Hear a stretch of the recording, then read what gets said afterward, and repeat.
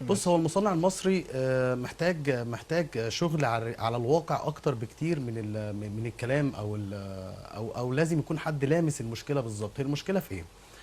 المشكله اللي المصنع المصري بيقابل دايما المنتج المستورد.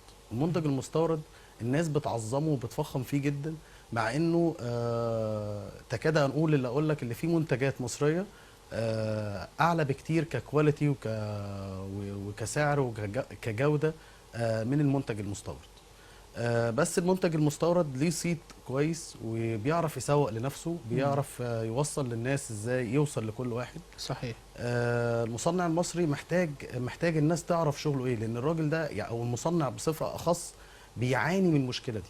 صحيح. بيعاني من مشكله اللي هو دايما بيخش عقده الخواجه بتبقى قدامه في كذا كذا كذا شركه لما يعرض منتجاته ويعرض حاجته. صحيح. فيمكن الصنعة في مصر هي قناة أو منصة تسويقية مختصة بس بالصناعات المصرية، مش بس المنتج النهائي، لا ده المنتج النهائي ومراحل تصنيعه وإنتاجه كمان.